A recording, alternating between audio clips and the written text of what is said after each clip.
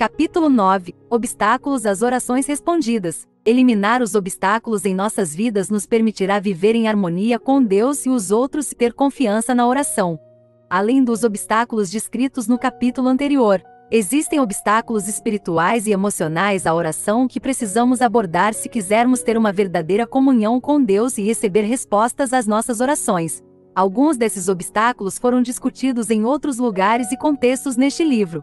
No entanto, eu os incluí de uma forma mais sistemática aqui para podermos reconhecer e compreender os principais obstáculos que impedem nossas orações e lidar com eles de forma mais eficaz. Primeiro, pecado. Primeiro, devemos reconhecer o impacto do pecado em nossas vidas.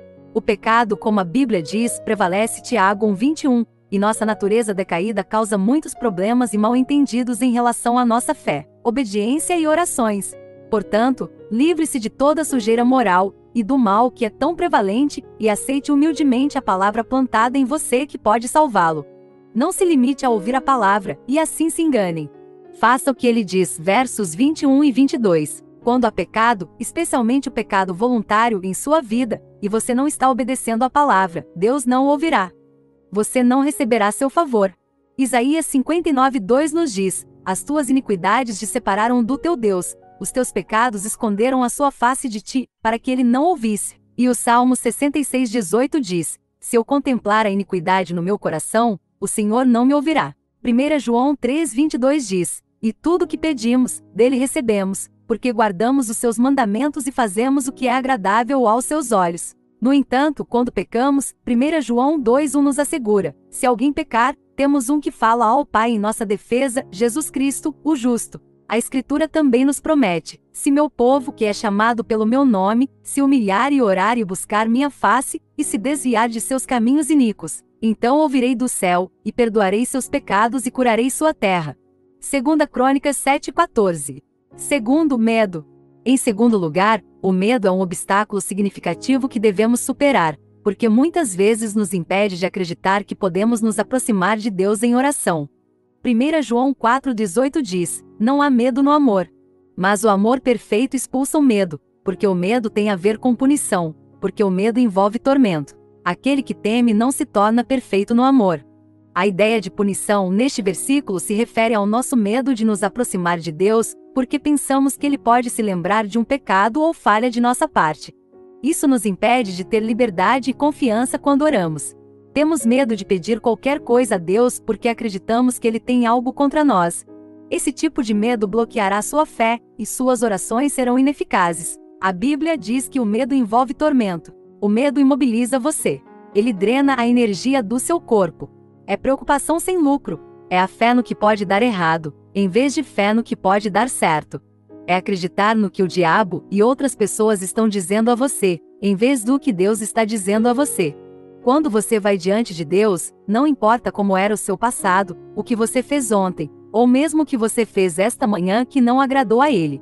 Se você confessar seu pecado diante de Deus, apropriando-se do sangue purificador de Jesus, para purificá-lo de toda injustiça, veja 1 João 1:9. Então Ele o perdoará, e você poderá se aproximar dele como se nunca tivesse pecado. Nenhum medo precisa estar envolvido em suas orações. Vejamos novamente 1 João 4:18. Quem teme não se aperfeiçoa no amor. Agora observe o versículo 19. Nós amamos porque Ele nos amou primeiro. O versículo 19 tem a solução para o nosso medo, para não termos sido aperfeiçoados no amor.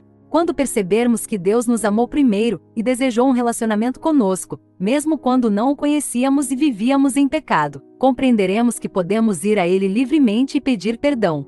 Romanos 5:8 ecoa esta ideia. Mas Deus demonstra o seu amor por nós nisto: enquanto éramos ainda pecadores, Cristo morreu por nós. Alguns crentes pensam: isso é bom para aqueles que estão vindo a Cristo pela primeira vez, mas já sou cristão há anos. O fato de ainda pecar me faz sentir um fracasso. Como Deus pode me perdoar de novo e de novo? Na verdade, agora que você é um crente, você está em uma posição ainda melhor. Veja Romanos 5:9. Visto que agora fomos justificados pelo seu sangue, quanto mais seremos salvos da ira de Deus por meio dele. Temos a palavra de Jesus de que continuaremos a ser perdoados. Quando Jesus disse a Pedro que ele deveria continuar a perdoar alguém, não importa quantas vezes a pessoa pecou contra ele, Ver Mateus 18, 21 e 22, ele estava refletindo a atitude de Deus para com o perdão. Isaías 43, 25 diz: Eu mesmo, sou aquele que apago as tuas transgressões por amor de mim, e não me lembro mais dos teus pecados. Ser encorajado. Deus deseja que você viva com a certeza do perdão e prossiga em seus propósitos com confiança, porque Deus não nos deu espírito de temor, mas de poder, de amor e de moderação, 2 Timóteo 1,7. Terceiro, culpa. A culpa está relacionada ao medo de não ser perdoado. Algumas pessoas vivem com uma sensação constante de serem condenadas por Deus, portanto, eles sempre se sentem culpados.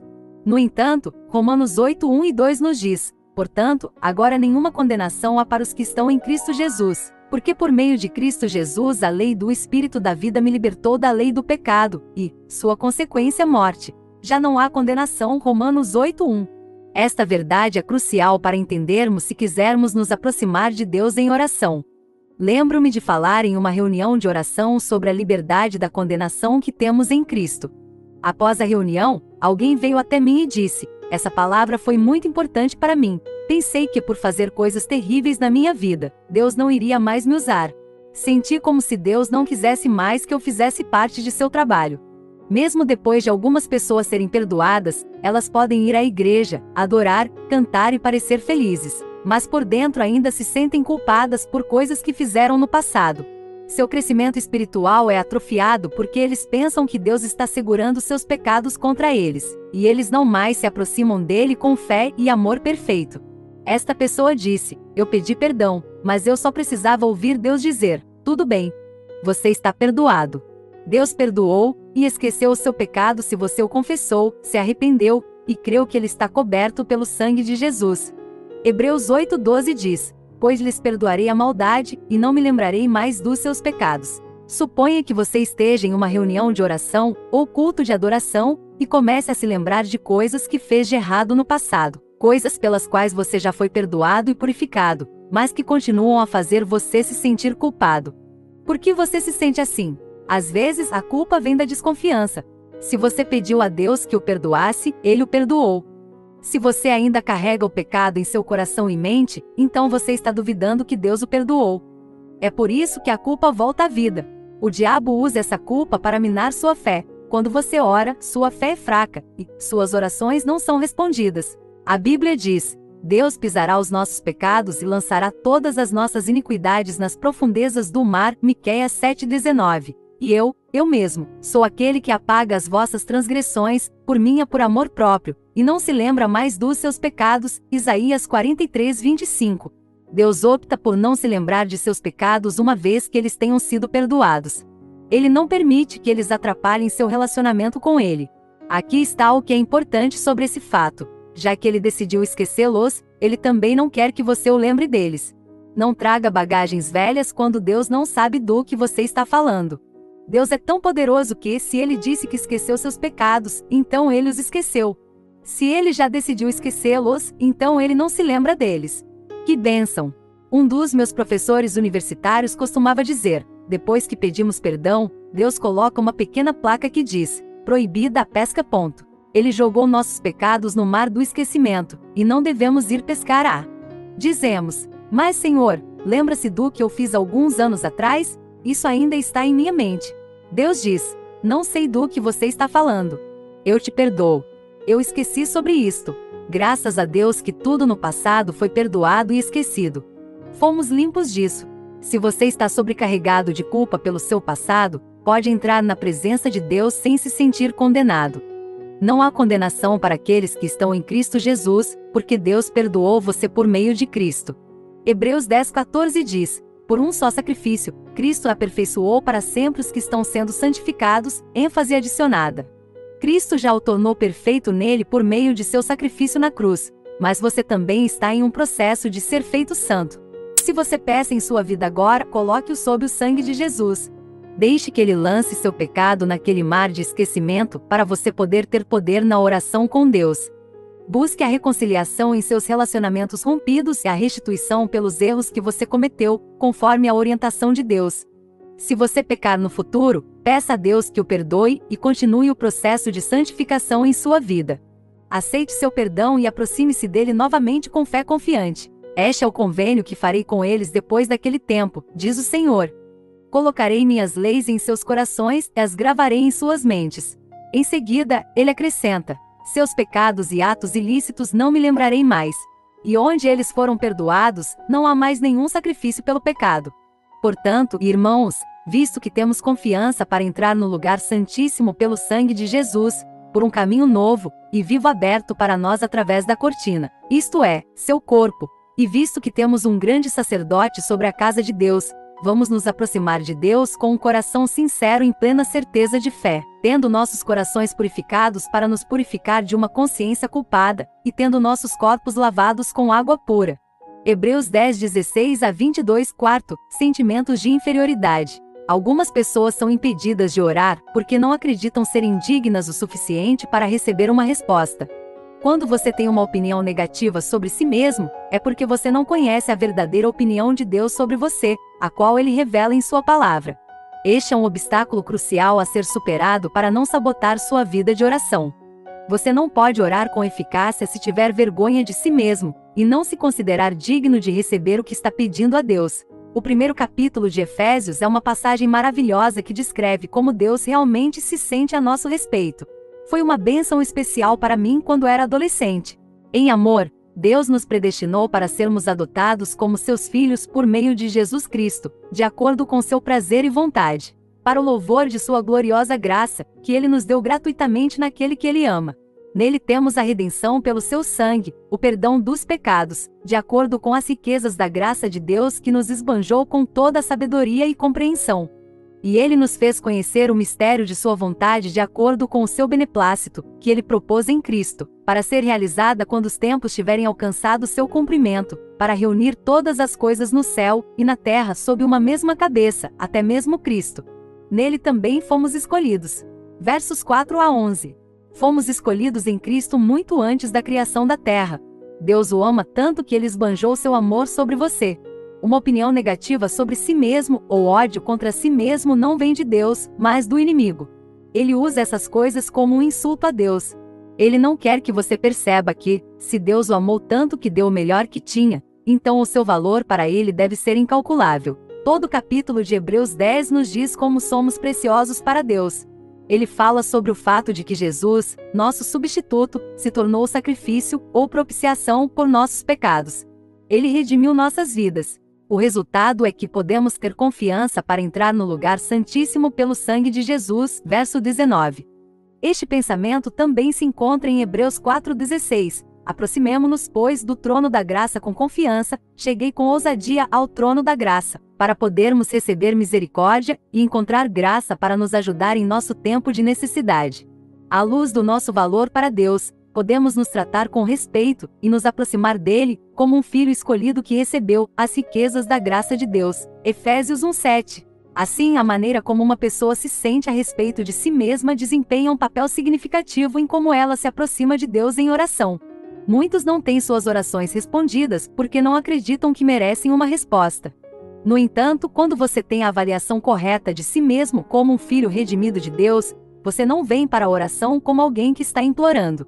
Em vez disso, você apresenta seu caso com confiança. Oração não é tentar fazer com que Deus faça algo por você, fazendo sentir pena de você. É vir a Ele sabendo que você não apenas merece o que pede por causa da justiça de Cristo, mas também tem direito a isso porque está baseado em sua palavra. Você precisa apresentar a evidência de sua palavra como em um tribunal. Além disso, você precisa acreditar que, ao entrar no tribunal de Jeová, Jesus está à sua esquerda, que é ao lado das testemunhas. Ver Hebreus 7:25. O Espírito Santo está do seu lado direito, porque ele serve como seu conselho. Veja, por exemplo, João 14:16 e 17. O que é maravilhoso em vir ao tribunal de Deus para defender seu caso, é que o juiz é o seu Pai Celestial, a testemunha é o seu irmão mais velho e o Espírito Santo é o seu conselheiro pessoal. Como você pode perder o caso? Jesus vai antes do Pai e dá testemunho da sua fé nele. Quando você não sabe como suplicar corretamente, o Espírito Santo o ajuda em sua fraqueza. Quando você não tem certeza de como citar as promessas, ele o ajuda com gemidos que não podem ser expressos. Ver Romanos 8:26 e 27. Ele fala com Deus diretamente do coração de um advogado. Portanto, quando seus esforços são inadequados, você tem ajuda para ajudá-lo a orar. Algumas pessoas acreditam que não devem agir com ousadia ao orar. Em vez disso, eles são gentis e bajuladores em oração, acreditando erroneamente que Deus os verá como humildes e atenderá seus pedidos. Precisamos entender a verdadeira natureza da humildade. Humildade não significa tentar ser algo que você não é. Uma pessoa humilde é, antes de tudo, uma pessoa que sabe quem é. Ele é uma pessoa honesta. Entretanto, você não pode ser quem você é se não souber quem você é. É por isso que, se você não sabe quem você é difícil se aproximar de Deus em oração. Devemos perceber que não somos anjos caídos que não podem ser redimidos. Não somos nem mesmo anjos justos que são servos na casa de Deus. Somos os próprios filhos de Deus e precisamos abordá-lo como seus filhos. Como você se sentiria se seu filho entrasse em casa rastejando no chão, porque estava com medo de olhar para você e dissesse: "Você poderia me alimentar hoje"? Isso seria uma afronta ao seu amor, não é? Algo está errado se seu filho tem medo de olhar para você e pedir comida. Se você é um filho de Deus, então você deve entrar corajosamente na sala do trono e dizer: "Olá, Abba." Seu pai dirá: "O que posso fazer por você, meu filho? Lembre-me do que eu prometi a você." E então você apresenta seu caso. Se você estivesse em um tribunal e seu advogado apresenta-se seu caso, seu advogado ficaria lá e simplesmente diria: "Juiz, por favor, deixe-o ir." Eu imploro para você deixá-lo ir. Defender sua causa não significa dizer: "Ó Deus, por favor, me perdoe." Significa dizer a Deus, por exemplo: "De acordo com a tua palavra, disseste, esta justiça da parte de Deus vem por meio da fé em Jesus Cristo a todos os que creem." Romanos 3:22, e estou apresentando as tuas palavras como evidências. Acredito, portanto, estou pedindo que me justifique. Você não pode orar assim se sentir medo e inferior. Vou usar um antigo estudo de caso para mostrar como a maioria das pessoas ora. Jesus contou a história de um homem que saiu da casa de seu pai. Ele saiu e bagunçou sua vida até que não tivesse mais nada financeiramente, fisicamente, emocional ou espiritualmente. Por fim, ele disse: "Voltarei para a casa de meu pai e pedirei a ele que me torne um de seus servos contratados." O homem tinha problemas de inferioridade. Ele não tinha ideia do quanto seu pai o amava e valorizava. Quando ele chegou em casa, seu pai estava tão animado que disse a seus servos que matassem o bezerro cevado para um banquete, colocassem uma nova túnica em seu filho e colocassem um anel de autoridade no dedo de seu filho. Ele restaurou seu filho ao seu lugar na família. Antes que o filho pudesse dizer o que havia planejado dizer, que era: "Pai, não sou digno de ser chamado de seu filho", o pai disse alegremente: "Meu filho que estava perdido foi encontrado." Quem cozinhou o bezerro gordo para o menino e cuidou de suas outras necessidades? Os criados obedeceram, obedecendo às ordens do pai. A maioria de nós não entende o que a oração significa sobre nosso relacionamento com Deus. A parábola do filho pródigo ilustra essa relação para nós. Quando vamos a Deus em oração, devemos fazer isso reconhecendo quem Ele diz que somos. Todos os que estão em Cristo Jesus são filhos de Deus. Quem são os servos? Eles são seus anjos. Ao falar dos anjos, ele diz: "Ele faz seus anjos ventos, seus servos chamas de fogo." Hebreus 1:7. Deus está dizendo a cada um de nós com efeito: você não é um servo, você é um filho. Suas orações ativam anjos que ministram sob minha autoridade. Frequentemente, oramos e dizemos: "Senhor, sou seu servo indigno." Deus responde: "Do que você está falando? Você é meu filho amado." Quando Jesus foi tentado pelo diabo, ele respondeu fortemente usando a palavra de Deus. Está escrito: "O homem não vive só de pão, mas de toda palavra que sai da boca de Deus." Mateus 4:4. Está escrito: "Adora o Senhor teu Deus, e serve-o somente." Verso 10. A Bíblia diz que depois da tentação de Jesus, anjos vieram e o acompanharam. Verso 11. Quando você ora como um filho, você ativa anjos, e eles vão cumprindo o que você orou, de acordo com a palavra. Não são todos os espíritos ministradores dos anjos enviados para servir aqueles que herdarão a salvação? Hebreus 1:14. Ao orar, tenha em mente quem você é em Cristo e o que Deus lhe prometeu.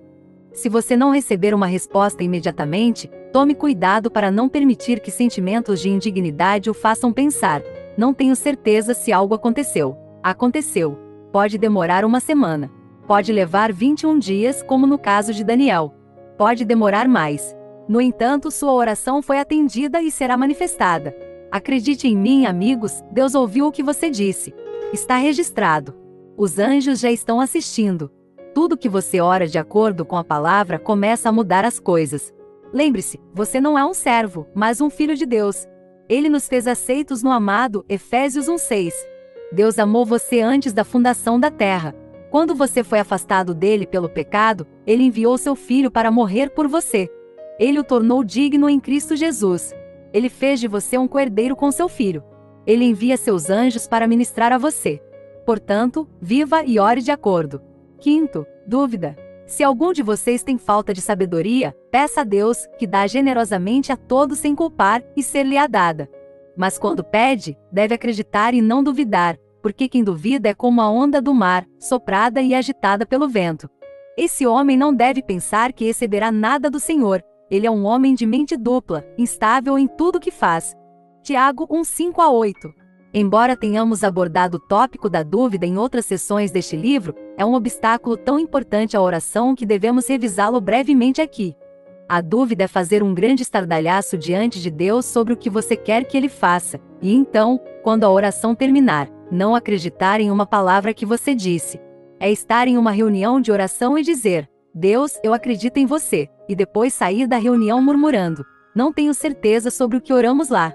Você mostra que não acredita quando não espera a resposta, quando não toma providências para a resposta. Por exemplo, se você está orando para que alguém de sua família seja salvo, você pode comprar uma Bíblia para essa pessoa com antecedência. Isso é acreditar. Se você está orando para que alguém seja curado, pode providenciar para que a pessoa coma fora. Diga à pessoa: estou convidando você para jantar. Por quê? Orei para você ser curado. Eu espero que você seja curado. Estou arranjando. Quando você chegar ao ponto em que Deus manifesta a sua cura, vou levá-lo para jantar fora. As Escrituras nos dizem que devemos acreditar. Peça ele a Deus, que a todos dá liberalmente e sem censura, e ser-lhe-á concedido. Mas que peça com fé, sem dúvida. Versos 5 e 6. Em vez de duvidar, vamos confiar na generosidade e bondade de Deus, colocando nossa fé em seu caráter e palavra. Sexto, motivos errados. A Bíblia diz que se seus motivos estiverem errados, suas orações serão prejudicadas. Quando você pede, você não recebe, porque você pede com motivos errados. Pergunte mal que você pode gastar o que você receber em seus prazeres. Tiago 4:3. Quais são seus motivos para orar? Você está pedindo algo a Deus apenas para promover seu próprio ego, ou para outros propósitos egoístas? Ou você está pedindo a Deus para cumprir sua palavra para que seu reino possa vir à terra? Deus sabe que temos necessidades, e não é errado pedir que Ele as cumpra baseado em sua palavra. Jesus disse: seu Pai sabe do que você precisa, antes que você peça a Ele. Mateus 6:8. Mesmo assim, nosso foco principal deve ser honrar a Deus e promover seus propósitos. Quando temos nossas prioridades certas, podemos confiar que Ele atenderá às nossas necessidades diárias. Jesus nos prometeu: não se preocupe dizendo: o que devemos comer, ou o que vamos beber, ou o que devemos vestir. Pois os pagãos correm atrás de todas essas coisas, e seu Pai Celestial sabe que você precisa delas. Mas busca primeiro o seu reino e a sua justiça, e todas estas coisas também te serão dadas. Versos 31-33. Portanto, quando você orar, verifique seus motivos para orar. Peça a Deus que o perdoe por quaisquer motivos errados que você possa ter, e que o capacite a desenvolver os motivos certos, por meio da obra do Espírito Santo em sua vida. Porque é Deus quem opera em vós o querer, e o agir segundo o seu bom propósito. Filipenses 2:13. Sétimo, amargura. A amargura é uma coisa perigosa, especialmente em relação à oração. Muitas vezes indica um ódio oculto. Amargura significa que você está segurando algo contra alguém, e não liberando essa pessoa por meio do perdão. Você se machuca mais do que a pessoa contra a qual você está ressentido. Quando você se apega à amargura, ela vai até a fonte da sua vida e a seca. Você não será apenas afetado espiritualmente, mas também começará a murchar mental, social e fisicamente. É como um câncer. Devemos reservar nosso ódio apenas para o diabo. Como a amargura afeta sua vida de oração? A Bíblia diz: se eu contemplar a iniquidade no meu coração, o Senhor não me ouvirá. Salmos 66:18. Amargura é iniquidade. Deus odeia a iniquidade mais do que o pecado, se a distinção entre os dois for possível. A iniquidade é um tipo especial de pecado. A palavra hebraica para iniquidade é avon. Significa perversidade ou mal moral. Qualquer rebelião contra Deus é considerada pecado. No entanto, a iniquidade é um tipo de pecado cruel que Deus diz especificamente que odeia. Em Hebreus 1:9 lemos: amaste a justiça e odiaste a iniquidade. A palavra grega para iniquidade neste versículo é anomia, que significa ilegalidade ou uma ofensa à lei. A iniquidade é um pecado secreto, não no sentido de que você vai a algum lugar para cometê-lo, mas no sentido de que é algo que você não pode ver, como ciúme. Por exemplo, é quando você sorri para alguém, mas está realmente com inveja do que essa pessoa tem. Ou quando você abraça alguém durante um culto na igreja e diz: Deus o abençoe, mas você realmente despreza a pessoa. Isso é iniquidade. Deus diz que odeia esse tipo de pecado mais do que qualquer outro.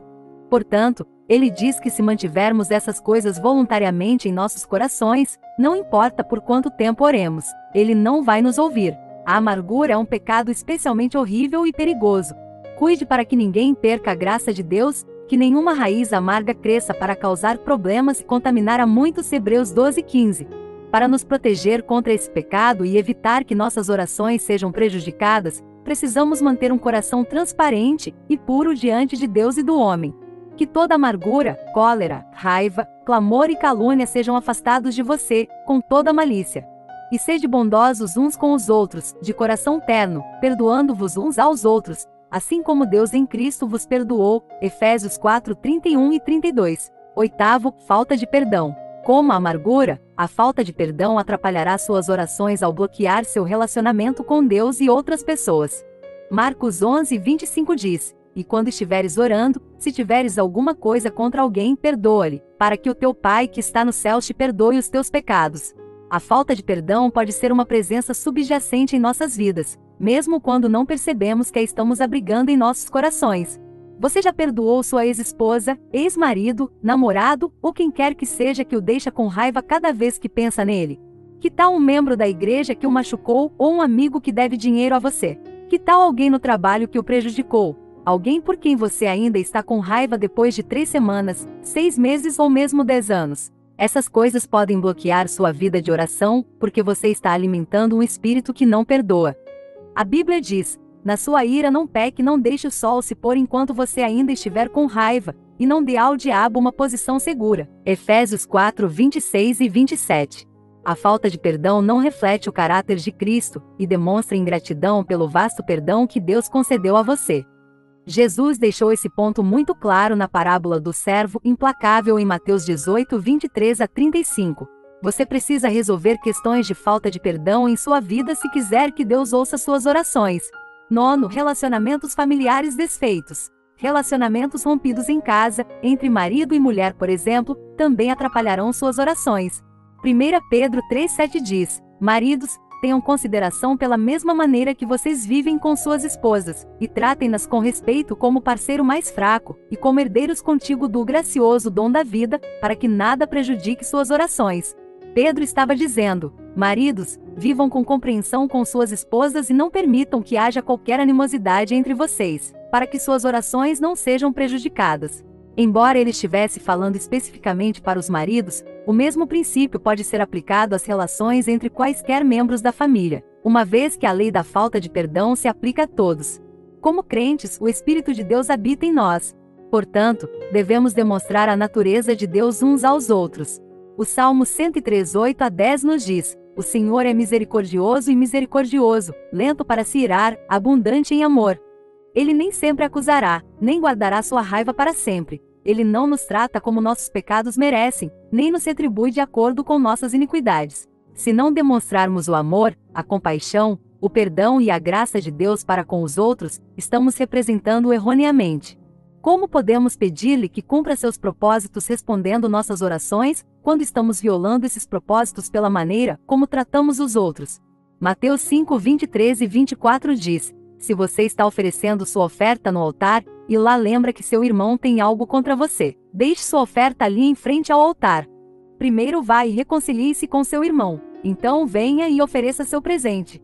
Se houver relacionamentos rompidos ou feridos em sua casa, Deus está dizendo, na verdade: não venha à igreja para orar. Fique em casa e se reconcilie antes de vir. Se você tentar adorar e louvar enquanto ignora o fato de que seus relacionamentos estão tensos ou distantes, você vai acabar perdendo seu tempo diante de Deus. Corrija esses relacionamentos e depois vá adorar e orar. Além disso, se você estiver em um culto de adoração ou reunião de oração e Deus lhe mostrar um relacionamento que precisa ser consertado, ceda à orientação do Espírito Santo e acerte as coisas o mais rápido possível. Se for possível, quanto depender de vocês, vivam em paz com todos. Romanos 12 versos 17 e 18. 10. Ídolos. Filho do homem, estes homens colocaram ídolos em seus corações e colocaram pedras de tropeço iníquas diante de seus rostos. Devo deixá-los perguntar por mim? Ezequiel 14:3. Nesse versículo moderado, Deus está dizendo: não responderei suas orações se você estiver procurando ídolos. Ele não está falando de estátuas. Ele está se referindo aos ídolos do coração. Devemos ter cuidado para não criar ídolos em nossas vidas, por mais sutis que sejam. A televisão a cabo pode ser um ídolo. Seu carro pode ser um ídolo. As roupas podem ser ídolos. Sua esposa e filhos podem ser ídolos. O namorado ou namorada pode ser um ídolo. Sua reputação pode ser um ídolo. Um ídolo é qualquer coisa que damos maior prioridade do que Deus. O deslocamento de Deus de sua posição legítima em nossas vidas pode ser gradual. Isso pode acontecer sem que percebamos. Precisamos examinar nossas vidas para observar o que é mais importante para nós, quais são nossas prioridades e como estamos gastando nosso tempo. Deus merece nosso amor, respeito e devoção primordiais. Ama o Senhor teu Deus de todo o teu coração, de toda a tua alma e de todas as tuas forças. Deuteronômio 6:5. 11. Mesquinharia. Finalmente, um coração mesquinho pode impedir suas orações. Provérbios 21:13 diz: se alguém fechar os ouvidos ao clamor do pobre, também clamará e não será atendido. Deus está nos dizendo que se formos mesquinhos, isso pode impedir que nossas orações sejam ouvidas. Como podemos pedir a Deus para suprir nossas necessidades, quando não estamos preocupados com as necessidades daqueles que são menos afortunados do que nós? No entanto, se formos compassivos e generosos, se formos doadores, podemos ter certeza de que nossas orações serão atendidas. Um homem generoso prosperará. Quem refresca os outros, também será revigorado. Provérbios 11:25. O homem generoso será abençoado, porque compartilha sua comida com os pobres. Provérbios 22:9. Além disso, quando somos generosos para com Deus, Ele promete nos prover abundantemente. Trazei todo o dízimo à casa do tesouro, para que haja alimento em minha casa. Teste-me nisso, diz o Senhor Todo-Poderoso, e veja se não abro as comportas do céu, e derramarei tantas bênçãos que você não terá espaço suficiente para isso. Malaquias 3:10. Jogue fora seus obstáculos. Hebreus 12:1 diz: joguemos fora, ponhamos de lado tudo que nos impede e o pecado que tão facilmente nos enreda, e corramos com perseverança a carreira que nos foi traçada. Vamos determinar, por meio da graça de Deus, remover esses obstáculos de nossas vidas, para que possamos viver em harmonia com Deus e os outros, e ter confiança e eficácia na oração. Vamos orar juntos. Pai do céu, como diz a sua palavra, somos opressos por coisas que nos impedem espiritual e emocionalmente, e facilmente nos enredamos no pecado. Esses obstáculos nos impedem de ter um relacionamento alegre e ininterrupto com você, e com nossas famílias, amigos, colegas de trabalho e outros. Pedimos ao Senhor que nos capacite a ter um verdadeiro entendimento de quem somos em seu Filho, Jesus Cristo. Ajude-nos a eliminar cada um dos obstáculos em nossas vidas, para que possamos viver livremente como seus filhos e para que possamos orar em harmonia com sua vontade e propósitos para o mundo. Pedimos isso em nome de Jesus, que é nosso carregador de fardos, que carregou nossos pecados e tristezas, que nos curou com suas próprias feridas e cujo sofrimento em nosso nome nos trouxe paz contigo. Isaías 53:4 e 5. Amém.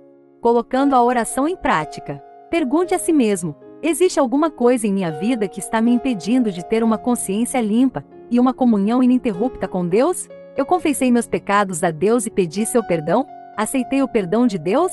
Ou ainda estou me apegando a pecados e culpas do passado? Eu reconheci que sou um filho de Deus? Já pensei sobre o que realmente significa meu relacionamento com Deus? Quais são meus motivos quando oro? Estou nutrindo amargura ou falta de perdão contra alguém? Passos da ação.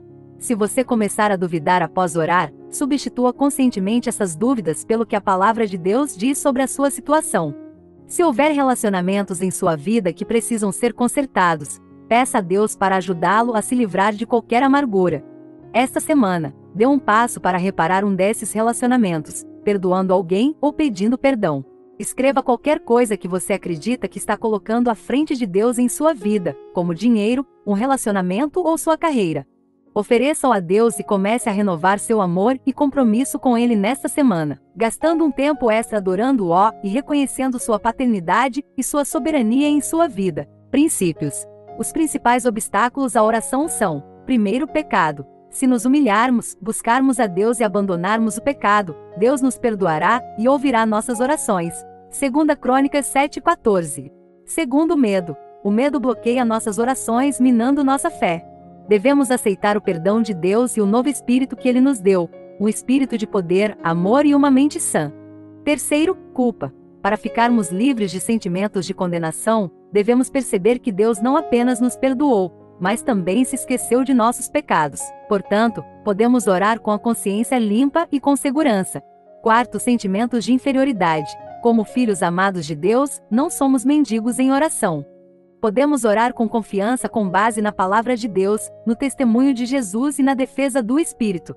Quinto, dúvida. A dúvida atrapalha nossas orações porque não acreditamos verdadeiramente no que dizemos.